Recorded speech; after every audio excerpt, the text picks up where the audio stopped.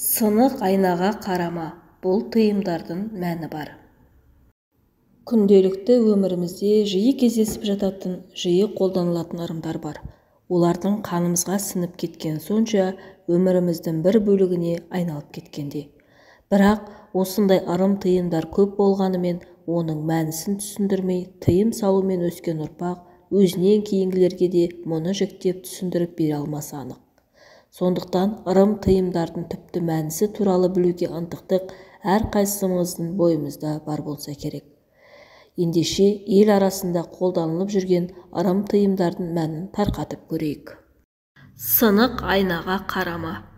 Сынық айнаға қарау адамның жүзі сынық, денсаулығындағы мәселенің туындауына алып келеді деп сенеді. Бұрышқа отырма. Кез келген бұрышқа отырған жақсылық емес. Әсіресе дастархан басында отырғанда дастарханның бұрышына отырма, жалғыз қалып қоясың дегенді естіген шығарсыздар. Қыз бала болса тұрмысқа шықпай қаласың дейді. Ол балаға үйленбей қалуы мүмкін деп тыйым салып отырған. Бұл басқа елден келген ырым тыйым болуы да мүмкін. Өйткені Қытай халқында бұрышқа отырған адам 7 жылға дейін кедейленіп қалады деп ырымдайды екен.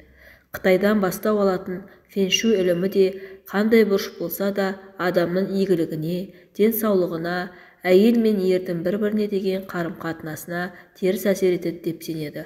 Абзалы бұрышқа отырмаған жөн. Босағада тұрып қоштаспа. Қазақта есік алдында тұрып шаруасын айтпайды. От ала келген адам болса да асығыс шаруасын айтып, дәм ауыз тиіп аттанатын болған. Босағада амандық саулық сұрасуға болмайтыны секілді, босағада тұрып қоштасуға да болмайды. Табалдырықтың екі жағында тұрған адамдардың бір-бірімен қоштасуы олардың арасындағы алауыздықты туғызады деген наным бар. Себебі босаға екі дүниенің ортасын бөліп тұрған энергетикалық тосқауыл деп есептеледі.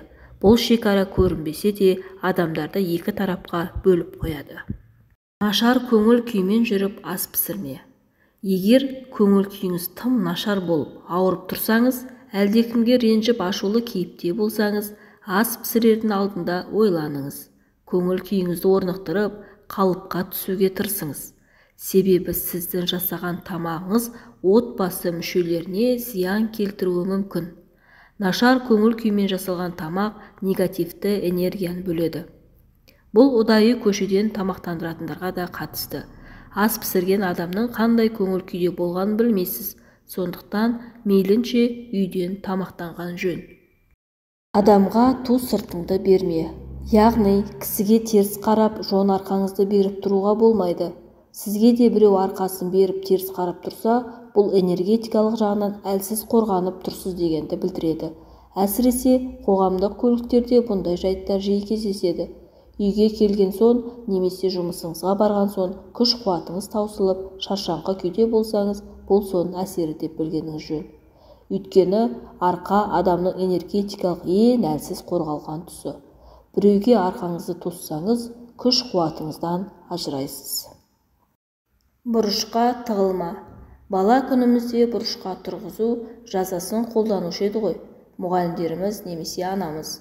Мұның сырын олар білмеген болуы да мүмкін. Алайда бұрышқа тұру адамның күш-қуатын сорып алатын көрінеді. Сұқ саусақты адамға бағыттама. Бұл әдепсіз қылық әрі жағымсыз көрініс. Әсіресе науқас адамға қол шошайту жаман ырым. Өйткені саусақ шошайту арқылы ол адамның ауруын өзіне тартып алады деген түсінік бар. Жарты жолдан қайтпа. Үйден шығып, біраз қадам тастаған соң, әлдеңе есіңе түсіп, артқа қайтуға болмайды. Бұл тыйымды білсеңіз, өз-өзіңізге құпты болып, үйден шығар алдында ештеңені ұмытып кеткен жоқпын ба деп ойланған болар едіңіз. Бұл тыйым адамды ұшқалақтықтан, асығып-аптығып жүруден, сақтаудан шықса керек. Сондықтан орта жолдан кері қайтса, адамның жолы болмай қалады деп есептейді.